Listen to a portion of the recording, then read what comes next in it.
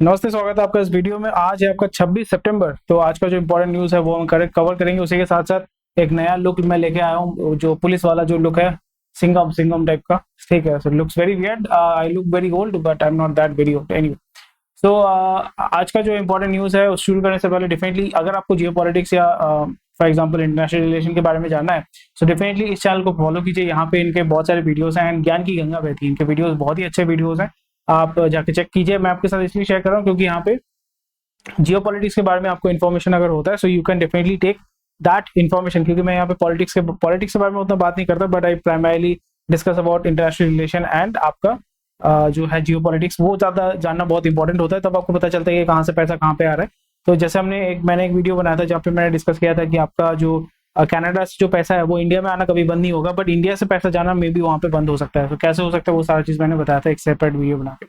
सो अगर आप इस चैनल पर नए हैं तो लाइक शेयर सब्सक्राइब कर दीजिए। अगर आप टेलीग्राम ग्रुप ज्वाइन करना चाहते हैं कर सकते हैं। उसी के साथ साथ अगर आप इस चैनल को फाइनेंशियली सपोर्ट करना चाहते हैं, नीचे डिस्क्रिप्शन में लिंक दिया हुआ है, वहाँ पे जाकर फाइनेंशियली जो है आप हमें सपोर्ट कर सकते हैं। सो यहाँ पे कल मैंने एक जल्दबाजी में मैंने एक एरर कर दिया था and rightly noted bye Prav Dexter and I really apologize for this thing। यहाँ पे पहले यहाँ पे आई मिस्टोक इट एंड क्योंकि जल्दी में कर रहा था। सो ग्रो में पिप Zerodha in active investor. So primarily यहाँ पे नंबर ऑफ इन्वेस्टर्स की बात करें, इट्स नॉट अबाउट कि ग्रो जो है वो इन्वेस्टमेंट उठाना चाहता है जेरोदा से, बट प्राइमरली आपका number of investors, active investors, मतलब जहाँ पे active investors in active users है, एक्टिव डीमैट अकाउंट है, उस बेसिस पे ग्रो जो है आपका जेरोदा को ओवरटेक करेगा, which is a very good thing.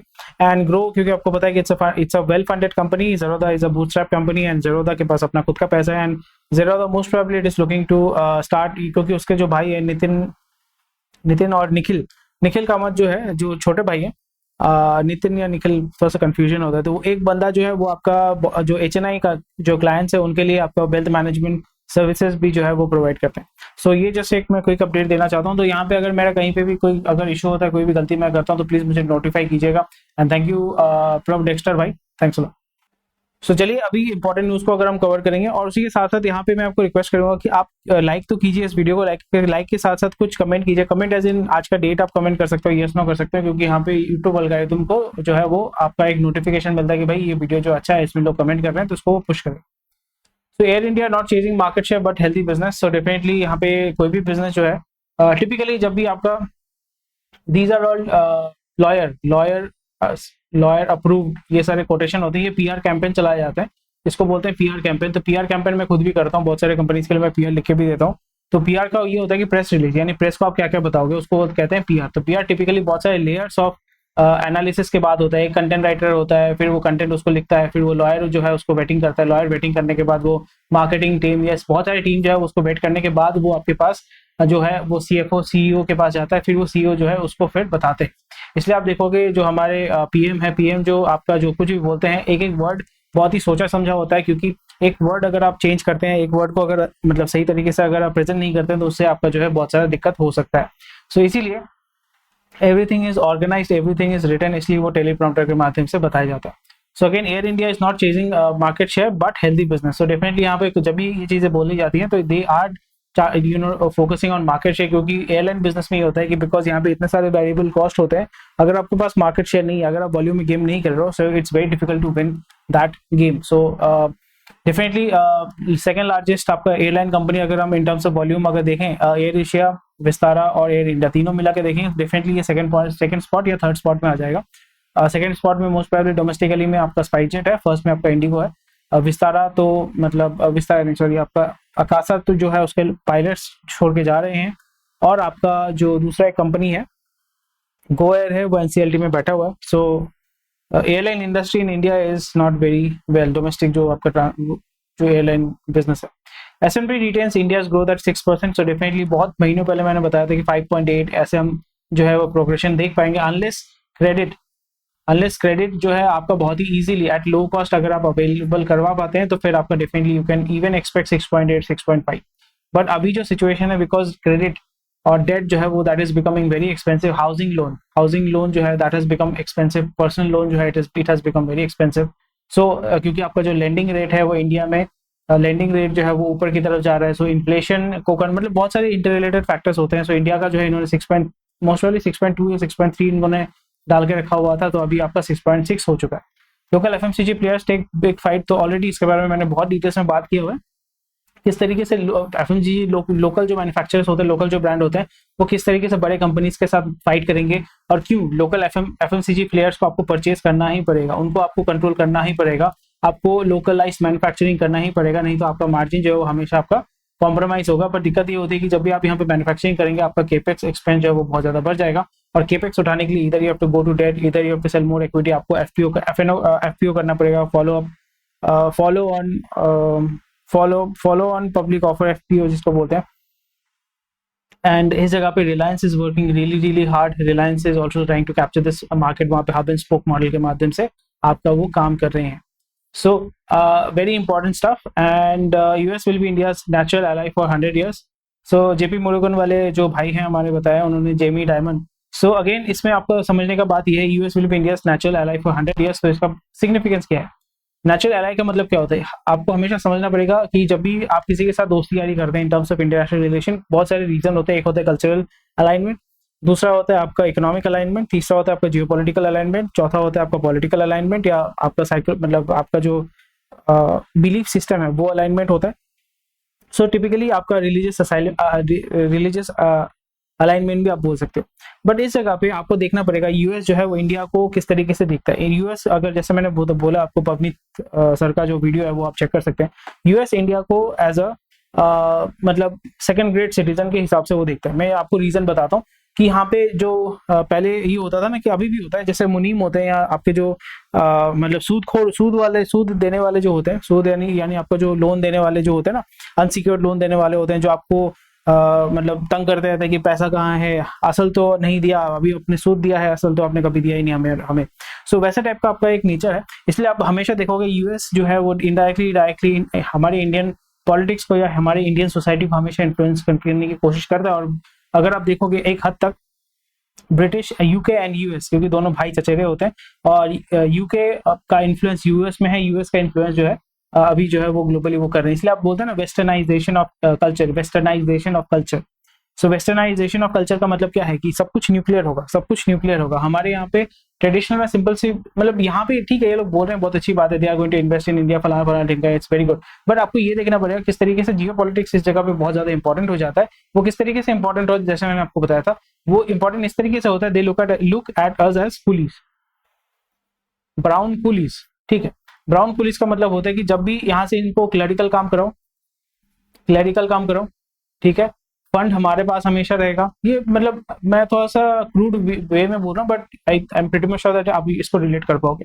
Clerical काम कराओ, इसलिए आप देखो यूएस में जितने भी सारे बंदे जाते हैं हमारे यहाँ से काम करने के लिए या वहाँ पे सेटल होते हैं, कितने सारे जो है वो फाउंडर्स हैं और कितने सारे सक्सेसफुल बिजनेस ओनर्स हैं। मतलब परसेंटेज की बात कर, I am talking about in percentage.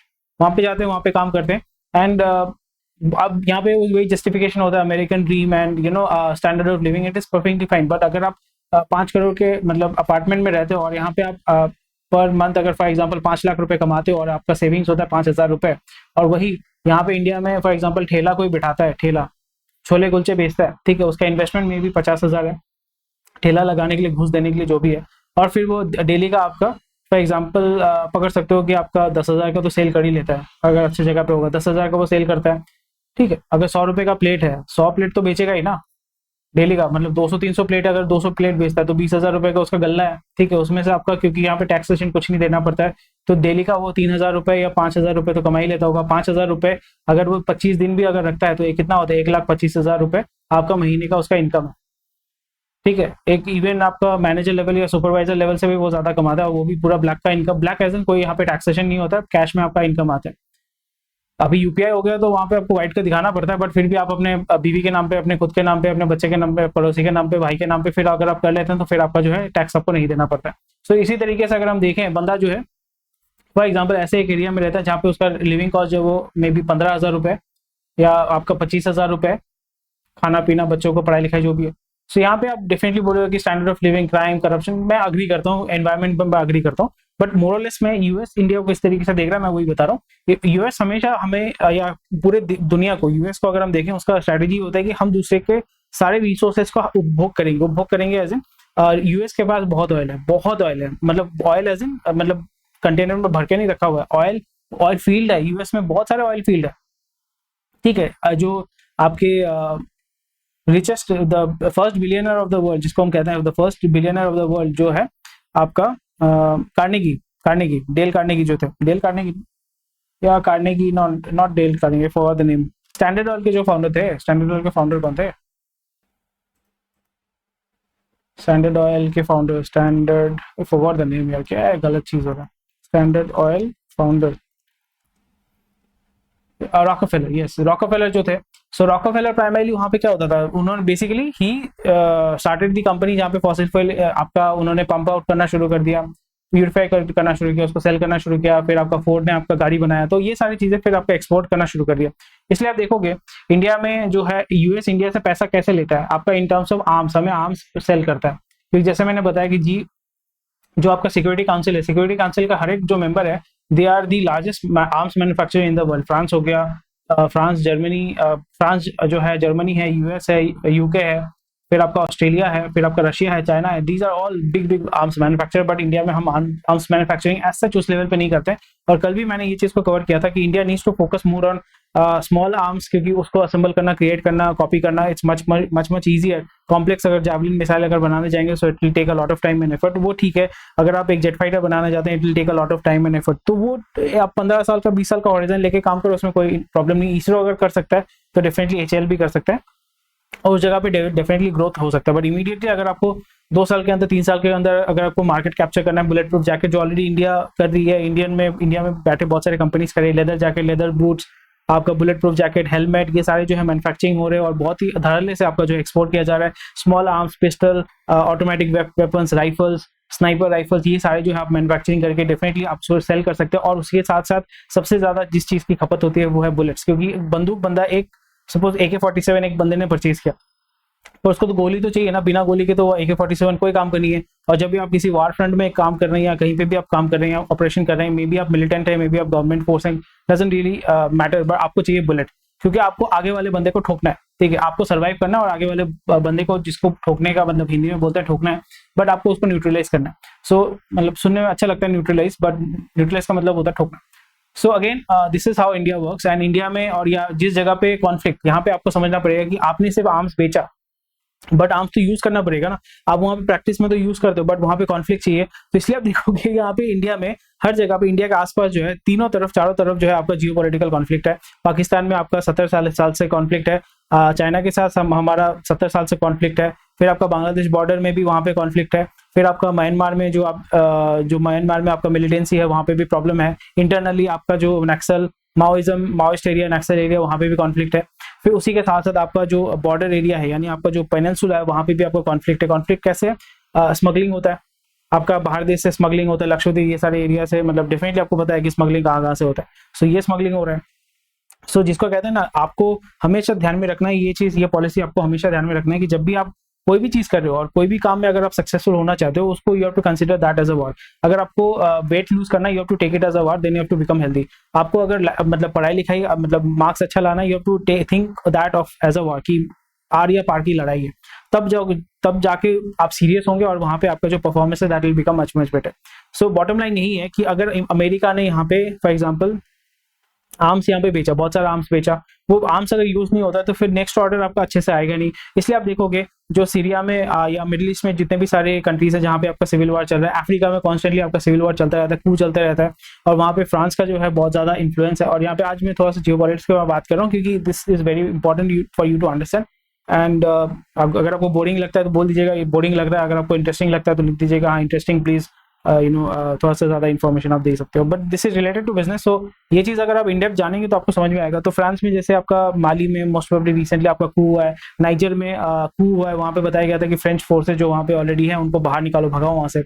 So French forces जो है they have retracted from niger. So niger जो है वो नाइजीरिया नहीं है, नाइजर दूसरा देश है, नाइजीरिया दूसरा देश है अफ्रीका में। सो और अफ्रीका में हमेशा कोई ना कोई वार चलता रहता है। लैटिन अमेरिका में भी आप देखो वहाँ पे भी मिलिटेंसी है, फार्क है, अब तक कोलंबिया में फार्क है। अभी तो मोस्ट प्रोबेबली कुछ सालों पहले शायद से उनका जो है पीस ट्रीटी हो चुका है, बट फार्क बहुत ही एक्टिवली वो काम कर रहे थे। बहुत सारे मेक्सिको में डेफिनेटली आपको पता है जो ड्रग लॉर्ड है, फिर पाब्लो एस्कोबार का आपने नेटफ्लिक्स में देखा होगा, पाब्लो एस्कोबार, फिर गुजमान, एल चापो गुजमान है। फिर मेक्सिको में आपके बहुत सारे वॉर चलते रहते हैं, तो वहाँ पे आर्म्स सबके पास आर्म्स है। अफगानिस्तान में जाओ उसके पास भी AK-47 है। आप कहीं पे भी जाओ किसी मिलिटेंट के पास हो, हर एक के पास जो है AR-15 है। AR-15 टिपिकली इंडिया में नहीं दिखता है, या मिडिल ईस्ट में टिपिकली मैंने AR-15 कभी नहीं देखा है। M16 में भी बहुत वियतनाम टाइम के जो वो पुराने स्टॉक है वो आपको देखने को मिलेगा। बस हर जगह आपको ये देखने को मिलेगा AK-47 हर जगह धड़ल्ले से मिलता है। सो बट AK-47 चलाने के लिए आपको बुलेट चाहिए, तो बुलेट मैन्युफैक्चरिंग में हमें डेफिनेटली इन्वेस्ट करना चाहिए, बिकॉज जैसे मैंने बताया कि a product is a product, तो कौन यूज कर रहा है डजंट रियली मैटर। सो या सो ये चीजें हैं। सो गोरे जो है यहाँ पे इन्वेस्ट करना चाहते हैं। आप यहाँ पे बोल रहे हो कि कनाडा नहीं इन्वेस्ट करेगा, और वहाँ पे आपका यूएस जो है उसका बड़ा भाई वो बोल रहा है कि हम तो इंडिया के साथ तो 100 ईयर का जो है नेचुरल वो है, नेचुरल पार्टनर है। बासमती एक्सपोर्ट फ्लोर प्राइस में बी स्लैश्ड। अच्छा, with Pakistan setting minimum export price of basmati ₹1000 per ton, India is considering to reduce okay $1200। मतलब आप पाकिस्तान का जो है unicorns and other large unlisted companies में भी रेगुलेटेड। अच्छी बात है। Big tech gets chance to show. अच्छा, Dunzo may raise only about 35 million. Strict riders likely. पैसा तो वो निकाल लेगा, बंद नहीं होगा। Invest in scrapping centres Gadkari. इससे तो कोई फायदा नहीं होगा सर, आप कर रहे हैं, बट अगर कोई भी व्हीकल आपका अगर हेल्दी है, मतलब आपका जो गवर्नमेंट मैंडेटेड जो व्हीकल का जो फिटनेस का टेस्ट होता है उसमें अगर पास कर जाता है, उसमें क्या प्रॉब्लम है? अगर वो पास नहीं करता तो फिर आप स्क्रैप कर दो, या आप ऑप्शन दे दो, या बाईबैक ऑप्शन दे दो। गरीब आदमी जो है इंडिया में, आपका एक गाड़ी जो है उसका हर एक पुर्जा का हर एक चीज का वो यूटिलाइज करते हैं। इवन जो टायर है, टायर को काट के वो चप्पल बनाएगा। तो उसको स्क्रैपिंग का कॉन्सेप्ट तो समझ में नहीं आता। स्क्रैपिंग मतलब वो एकदम घिस के खत्म हो चुका है, मिट्टी में मिल चुका है, तब जाके वो स्क्रैपिंग होता है। उसके पहले इंडिया में कुछ स्क्रैपिंग नहीं होता, बिकॉज गरीब देश है भाई। हर एक चीज को आप सिंपल सी चीज देखो, एक आप गंजी खरीदते हो, गंजी पहनते हो, गंजी फट जाता है, फिर उसको आप क्या बनाते हो? फेंक देते हो? नहीं फेंकते हो। फिर उसको आप क्या करते हो? पोछा बनाते हो। पोछा बनते वो मतलब सड़ जाता है, सड़ने के बाद आप जाके उसको वो खत्म हो जाता है, तब जाके आप उसको बाहर फेंकते हो। तो वही कॉन्सेप्ट है, हर जगह पे वही है। यूएस जैसा तो हम अमीर देश नहीं है कि स्क्रैप कर दिया, ये कर दिया, बट यूएस में भी आपका जो एक गाड़ी 50 साल 30 साल अगर आप सही तरीके से मेंटेन करते हैं, तो आपके पास रजिस्ट्रेशन हर साल जो है वहाँ पे आपको पे करना पड़ता है, गाड़ी का जो रजिस्ट्रेशन या बोल सकते हैं रोड टैक्स। तो एडीएम के snap ties, BJP remain hopeful for patch up. क्या हो सकता है डेफिनेटली मुझे बताइएगा, बट मेरा जो मतलब अंदाजा है वो ये है कि अभी जो है मतलब वोट शेयर यहाँ पे already it's about percentage. So most probably AIADMK जो है वो अलग जो है कम्पीट करेगा बीजेपी, क्योंकि वहाँ पे एक रिवाइवल हो रहा है आपका अन्नामलाई के साथ। सो बीजेपी अपना अलग करेगा, एंड एआईडीएमके डीएमके जो है that will be showing itself as a DMK alternative, and DMK is there जो अभी जो करंट गवर्नमेंट है। तो फिर यहाँ पे एआईडीएमके अगर कुछ सीट विन करता है, ये अगर कुछ सीट विन करते हैं, so later they might come together, because AIADMK और डीएमके दोनों एक टाइम पे एक दूसरे के साथ मतलब बीजेपी के अलाइ थे। सो यहाँ पे डेटा सेंटर का काम तगड़े लेवल पे हो रहा है। यहाँ पे यमुना एक्सप्रेस पे industrial authority invites application for allotment of plots of data centre. So आप यूपी में देख सकते हैं कि बहुत तगड़ा जो है इन्वेस्टमेंट का काम चल रहा है। ये सरकार जो है बहुत अच्छा काम कर रही है, और यहाँ पे अगर आपका डेटा सेंटर का काम होता है, so lot of investment will be coming है। इंफ्रास्ट्रक्चर डेवलपमेंट होगा, और एम्प्लॉयमेंट का बात पता नहीं, बट इंफ्रास्ट्रक्चर डेवलपमेंट बहुत ज्यादा होगा। So India in legal spending rises to 63,000 crore. So जो 63,000 करोड़ जो वो स्पेंड कर रहे हैं अपने लीगल एक्सपेंसेस में, लीगल जो भी एक्टिविटीज होती है, कंप्लायंस हो गया, लीगल डिस्प्यूट हो गया, मर्जर एंड एक्विजिशन हो गया, उसमें जो है आपका 63,000 करोड़। Amazing amazing. सो सबसे ज्यादा खर्चा आपको पता होना चाहिए कि सर्विसेज या प्रोडक्ट, या मतलब यहाँ पे आपका लीगल जो इश्यूज होते हैं वो टिपिकली आपका कहाँ पे होता है? सर्विसेज, मतलब जहाँ पे आप पैटेंटेड चीजें सेल करना चाहते हो, तो वही आपका इन्फोटेक यानी इंफॉर्मेशन टेक्नोलॉजी, या जब सॉफ्टवेयर हो गया फार्मा, क्योंकि फार्मा में ब्रांड का जो है या आपका बोल सकते हो फॉर्मुलेशन का जो है वो ही गेम होता है। फॉर्मुलेशन, पैरासीटामोल जैसे penicillin, penicillin is a very simple thing, but penicillin को अगर वो पैटेंट कर लेते ना, अगर उसको चार्ज करते कि जितना बार यूज करेगा आपको पैसा देना पड़ेगा, तो penicillin would have become very expensive. उसके बाद फाइनेंस में डेफिनेटली इश्यूज होते हैं। फिर मेडिकल सर्विसेज में आपका हॉस्पिटल, ये सारी चीजें आ जाती हैं। फिर आ जाता है oil and gas. Oil and gas में प्राइमरी जैसे मैंने बताया कि मर्जर एंड एक्विजिशन होता है, फिर बहुत सारे एक्सीडेंट, ये सारी चीजें होती हैं। तो उसमें जो है होता है Reliance India limited, Sun Pharma, Infosys, L&T, Fortis healthcare.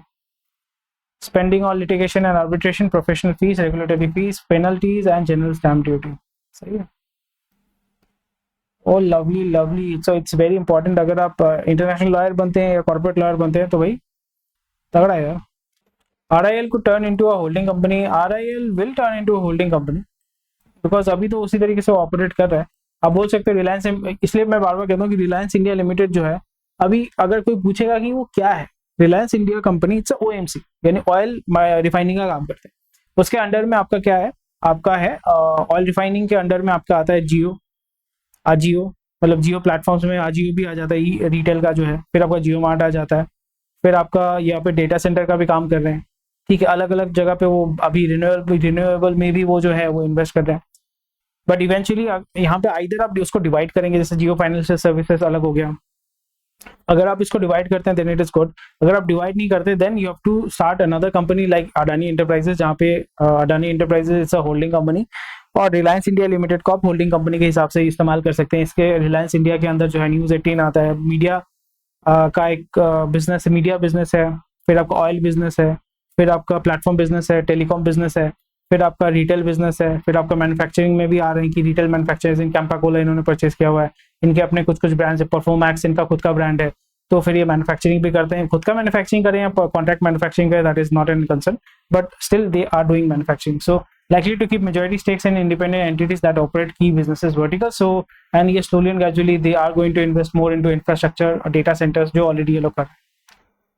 So Reliance is going to move there. So very nice. But Reliance will be ये Reliance जो ब्रांड है वो कभी डाइल्यूट नहीं होगा, बिकॉज इसके इस बेसिस पे, इस ब्रांड के बेसिस पे, क्योंकि इसका हिस्ट्री है, पास्ट हिस्ट्री है, रिटर्न हिस्ट्री है, जिसके बेसिस पे वो लोग बॉन्ड के माध्यम से बहुत अच्छा पैसा जो है मार्केट से उठा सकते हैं। ऑल्दो इक्विटी वो लिक्विडेट नहीं करेंगे, बट बॉन्ड मार्केट में उनका बहुत जो है दबदबा है, मतलब अच्छा पैसा उठाते हैं, कम रेट पे अच्छा पैसा उठाते हैं डॉलर में, डॉलर बॉन्ड के माध्यम से, ये जिसको बोलते हैं एक्सटर्नल बॉन्ड। सो ये केस जो है आपका डेफिनेटली आपने कभी एक सुना होगा, मैंने बार बार कहा था कि CCI ने आपका गूगल के ऊपर एक पेनल्टी मारा था कि नियर अबाउट 1200 करोड़ या 1100 करोड़ का जो है पेनल्टी मारा था, और वो केस जो है नियर अबाउट 6 से 7 महीना हो गया, जिसलिए मैंने बताया था कि दिस इज हाउ, मतलब this is how it works, कि यहाँ पे केस तारीख पे तारीख वो चलता रहेगा, दिल्ली हाई कोर्ट, फिर आपको सुप्रीम कोर्ट, फिर दिल्ली हाई कोर्ट, फिर आर्बिट्रेशन, फिर मीडिएशन, ये सारे चलते चलते नियर अबाउट 5 से 6 साल हो जाएगा। और उसी जगह पे अगर 936 करोड़ अगर आप पैसा डालते हैं, इवन बॉन्ड मार्केट में भी अगर डालते हैं जहाँ पे आपको 7-8% का रिटर्न मिल रहा है, so you are going to make a lot of money, मतलब पैसा तो आपका जा ही रहा है, बट उसी से जो है आप पैसा कमा सकते हैं। और इक्विटी मार्केट में अगर आप पैसा डालते हैं, सो डेफिनेटली अगर आप 30% हर साल अगर कमाते हैं या 20% हर साल कमाते हैं, तो आपका जो ये पैसा है वो फ्री हो जाता है eventually over period of time. जब तक आप इसको पे करेंगे आपका ये पैसा जो है फ्री हो जाएगा, तब बोलोगे ठीक है ले ले भाई, negotiation. So this is how it works. So आपको भी समझना पड़ेगा। JP Morgan, मुझे पता है JP Morgan है, बट ऐसी for the fun sake of fun I am JP Morgan बोल रहा हूँ। JP Morgan index inclusion is Indian bonds liberalization movement, फलाना फलाना फलाना। सो ये आर्टिकल आप पढ़िएगा, very very important stuff, very interesting. Casino operator Delta slumps 18% as GST notice spooks street. 16,000 crore, amount over 4 times the market cap.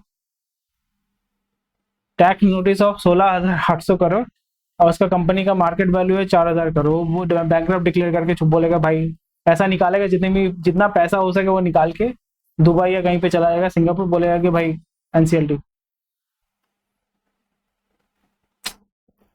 इसलिए जो है company जो है इंडिया में डायरेक्टली ऑपरेट करना ही नहीं चाहती, क्योंकि कब आपको क्या नोटिस आएगा यू नेवर नो।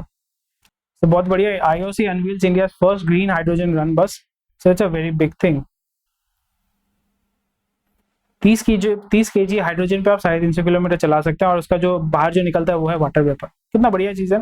वो ऑस्ट्रेलिया में भी चलता है, और टोयोटा ने इसमें बहुत इन्वेस्ट किया है। टोयोटा का भी बहुत सारे हाइड्रोजन सेल पे चलने वाले व्हीकल्स हैं, जो यूके में बहुत जो है थोड़ा थोड़ा खरीदा है। और अगर आपको पता नहीं है, जेम्स में, मुझे कैसे पता है, क्योंकि जेम्स में ने ये व्हीकल खरीदा था, उसको बेच भी दिया। सो जेम्स में हाइड्रोजन व्हीकल मैं आपको दिखा देता हूँ। जेम्स में हाइड्रोजन कार अगर आप सर्च करते हैं तो बंदे ने ये गाड़ी खरीदा, दिखने में टोयोटा कोरोला जैसा दिखता है, अरे लंबोर्गिनी नहीं देखना। सो यहाँ पे हमारे मतलब I am big fan of top gear, old top gear definitely, and सही है, ब्रिटिश कॉमेडी जिसको हम बोलते हैं। सो this is a hydrogen driven vehicle, Covid के टाइम परचेज किया था, and most probably he also sold the vehicle. And normal car जैसे ही है, फ्यूल जो है, फ्यूल भरते हैं, गैस भरते हैं, और फिर इसको चलाना शुरू करते हैं। लुक्स लाइक टोयोटा कोरोला, जो अभी लेटेस्ट मॉडल इंडिया में, looks like near about Toyota का नाम क्या है इसका, Toyota Mirai. So this is a very old technology, क्योंकि ये व्हीकल मोस्ट प्रोबेबली 15 साल पहले भी आपका जो है टोयोटा ने लॉन्च किया। So it's a very old technology and Toyota has that knowledge and even production vehicle है भाई। सो प्रोडक्शन व्हीकल मतलब मच्योर टेक्नोलॉजी है टोयोटा के पास। अभी इंफ्रास्ट्रक्चर अगर आ जाएगा तो definitely Toyota will be the market leader, फिर उसके साथ जितने भी जापानीज मैन्युफैक्चरर है they will be coming into the market, which is a very good news. So Burman family, जो डॉक्टर बर्मन का जो कंपनी है, डॉक्टर बर्मन का कंपनी क्या है, Dabur, yes. The Burman family owners of Dabur group Religare में वो इन्वेस्ट करेंगे वाया 2116 करोड़ ओपन ऑफर। बहुत अच्छी बात है।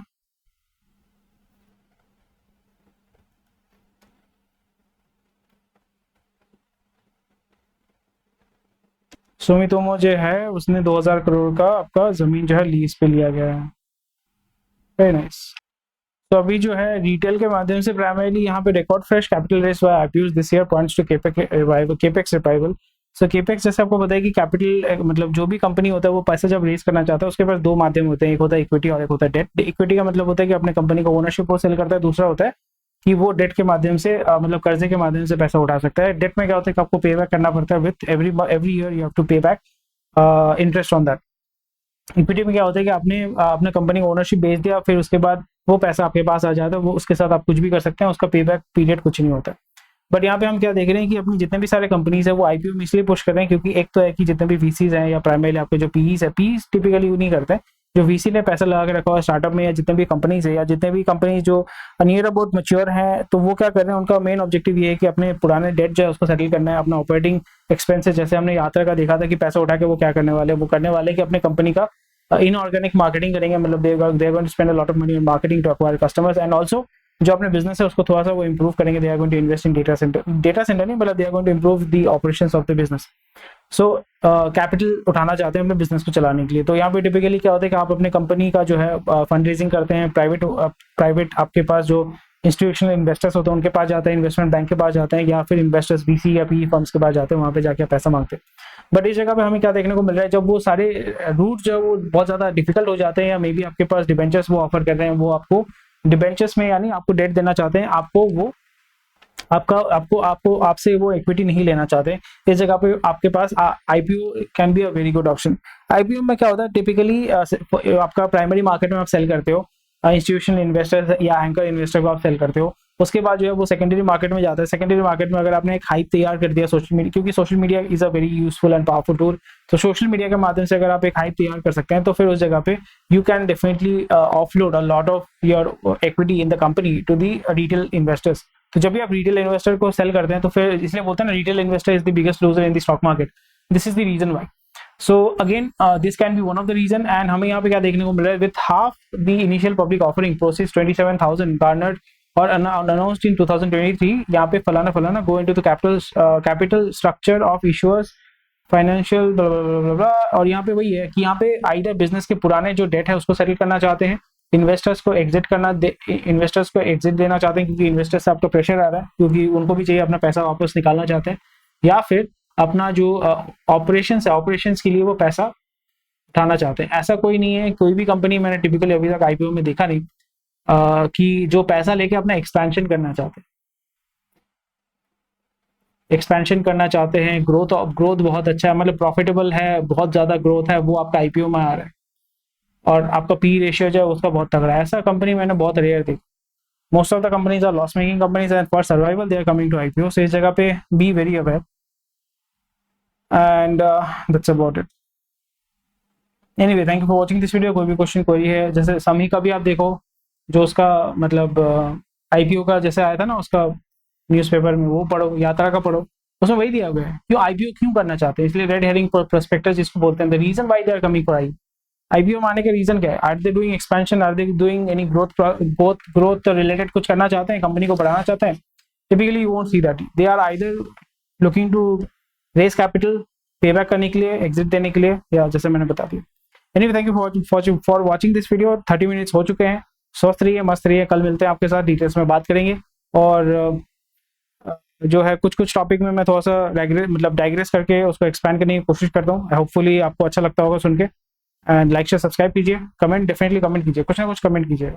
Thank you for watching this video, bye.